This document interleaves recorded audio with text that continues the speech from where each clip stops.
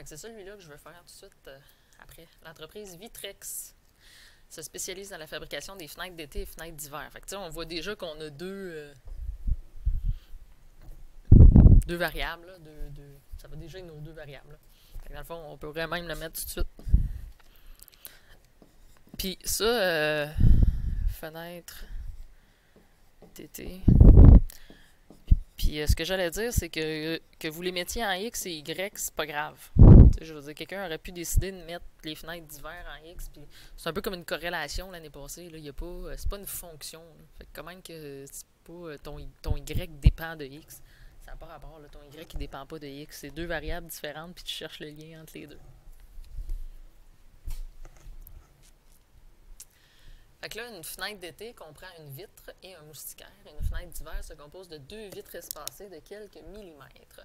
Pour satisfaire à la demande, Vitrex doit fabriquer chaque semaine au moins 10 fenêtres d'été et au moins 30 fenêtres d'hiver.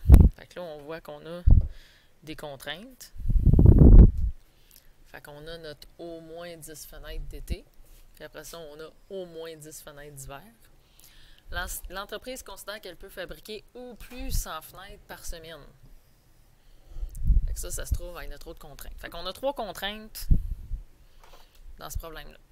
Les profits de l'entreprise sont de 70 $ pour une fenêtre d'été et de 85 $ pour une fenêtre d'hiver. Fait que ça, là, c'est l'objectif qu'on va avoir, le but. Fait que là, ça le dit pas directement, mais logiquement, quand on parle de profit, c'est quoi notre but? C'est maximiser. On veut toujours faire le plus de profit possible. J'ai jamais entendu quelqu'un dire « Hey, moi, je veux faire le moins de profit possible. » Fait que dans notre... Ça, c'est identifier l'objectif. Fait que ça, notre objectif, c'est maximiser les profits.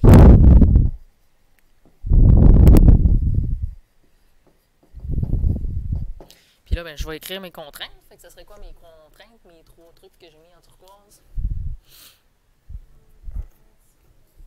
Donc, au moins 10 fenêtres d'été.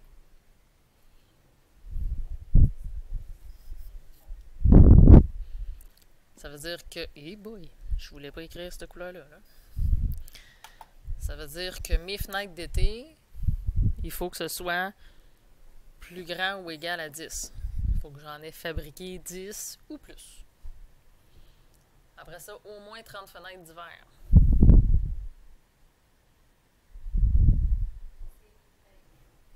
Donc là, c'est Y qui est plus grand ou égal à 30. Puis après ça, on peut fabriquer au plus 100 fenêtres par semaine. Fait que ça, c'est le total des fenêtres. En tout, je peux faire au plus 100. Fait que je suis pas capable d'en faire plus que 100, là. Fait que le total des deux, il faut que ce soit au plus 100. Mais ça pourrait être égal à 100, là, c'est au maximum 100. Fait que ça, c'est mes 3 contraintes. Fait que mes 3 contraintes, je suis capable de venir les dessiner dans mon graphique. Bon, je peux peut-être juste terminer étape 1, 2, 3, 4, là, y aller dans l'ordre. Fait qu'étape 1, 2, je l'ai faite, 3, je l'ai faite. L'étape 4, c'est la règle de l'objectif. Fait que mon objectif, c'est maximiser mes profits. Fait que là, la règle, ben, vous pouvez prendre P, Z, n'importe quelle lettre. Là. Des fois, il y en a qui prennent M. Donc, mes profits, ça va être quoi mes profits? C'est égal à quoi?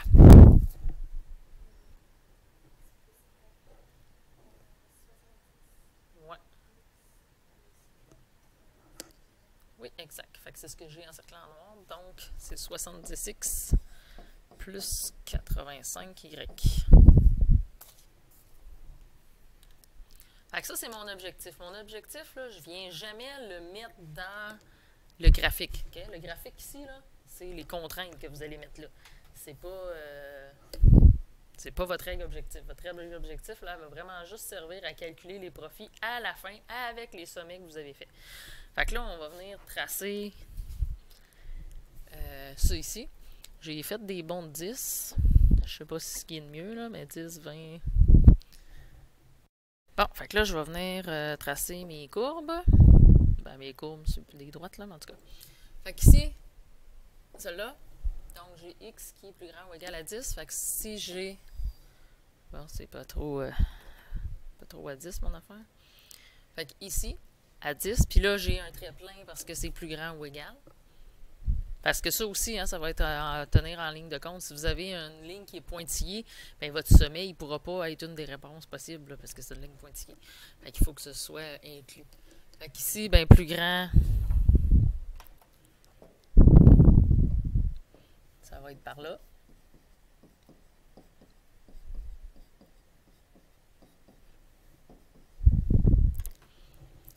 Après ça, celle-là ici, Y plus grand ou égal à 30. Fait que là, en Y à 30, j'ai une ligne. Puis, il faut que ça soit plus grand que cette ligne-là. Plus grand ou égal à 30. Fait que je suis encore un trait plein. Puis, je m'occupe de ce qui est vers le haut.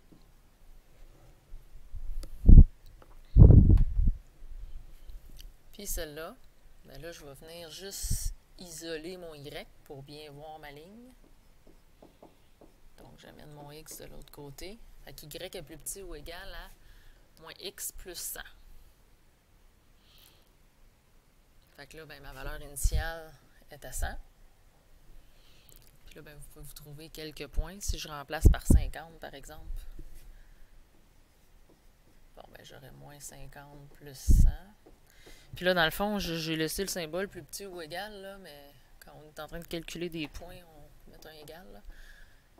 Fait qu'ici, ça va me donner 50. Fait que je vais avoir à 50, 50. Si je remplace mon X par 100, ben, je vais avoir moins 100 plus 100 qui me donne 0. Fait que dans le fond, je passe de 100 à 100. Puis j'ai toujours mon trait plein. Comme ça. Et là, c'est plus petit ou égal. Donc, plus petit ou égal en dessous, comme ça.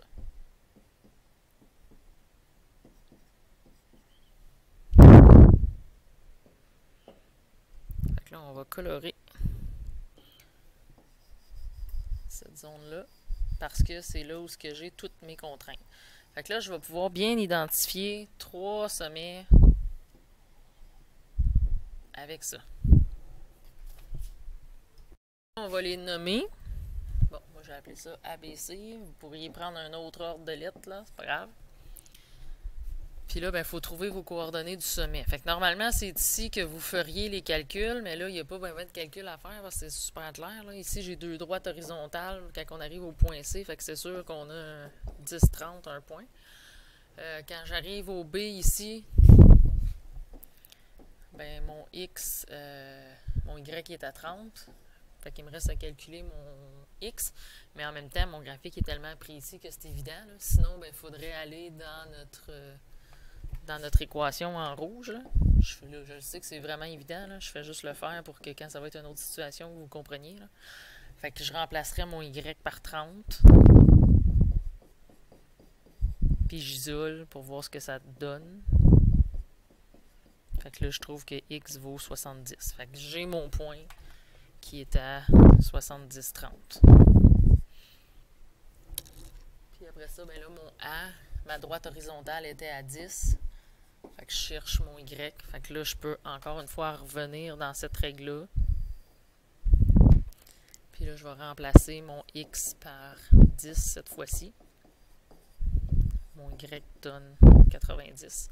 Fait que pour le point A, ben j'aurais 10, 90. Fait que ça, c'est mes 3 sommets, c'est mes 3 extrémités. Fait que c'est les 3 points que je vais utiliser. Puis c'est là qu'on en arrive avec ce qu'on a vu vraiment aujourd'hui, c'est-à-dire d'évaluer notre règle, c'est-à-dire de remplacer dans notre règle pour calculer nos profits.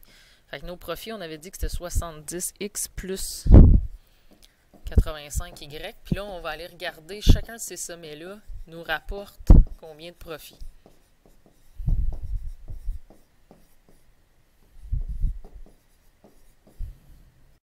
Je vous attendais. Fait qu'ici, vous avez vos points. Fait que là, on remplace chaque valeur de x et de y pour venir calculer ce que ça donne. Fait que 70. Fait que je remplace tous mes x.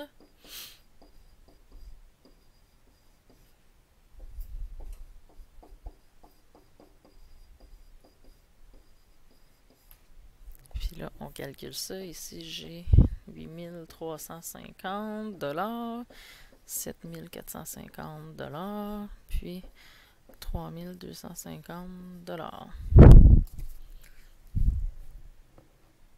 Alors, lequel va maximiser? Le point A.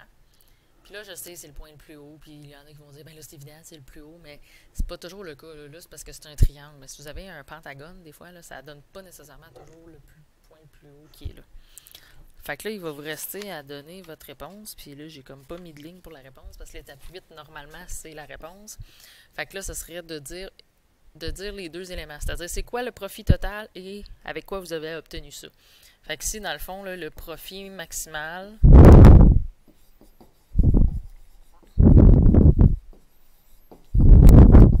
Fait que votre réponse, c'est vraiment une phrase à la fin, là, complète. Donc, votre profit maximal est de 8350 avec 10 fenêtres d'été et 90 fenêtres d'hiver.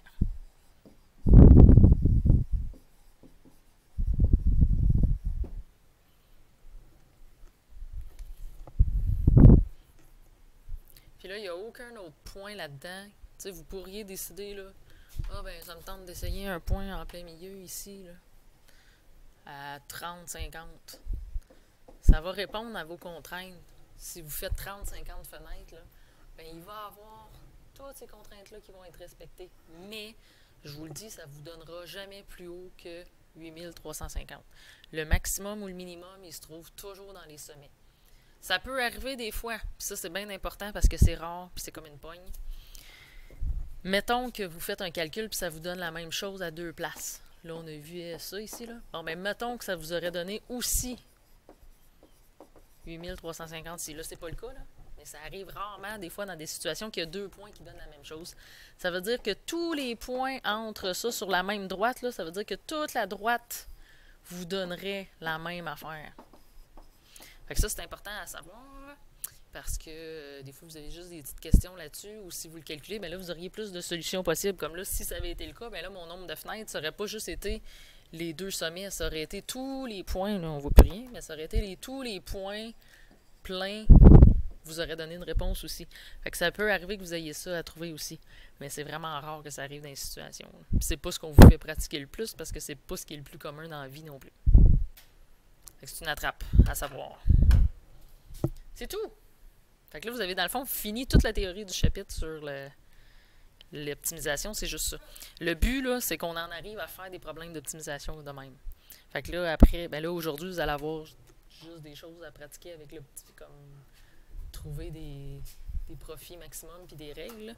Mais la semaine prochaine, ça va être juste des problèmes d'optimisation que vous allez avoir à faire. Fait que dans votre test, ben c'est pas juste des problèmes parce que c'est long à faire, mais vous allez avoir des choix de réponses qui vont un peu utiliser comme juste les contraintes ou juste les polygones ou juste un peu comme vous avez fait dans vos numéros. C'est ça.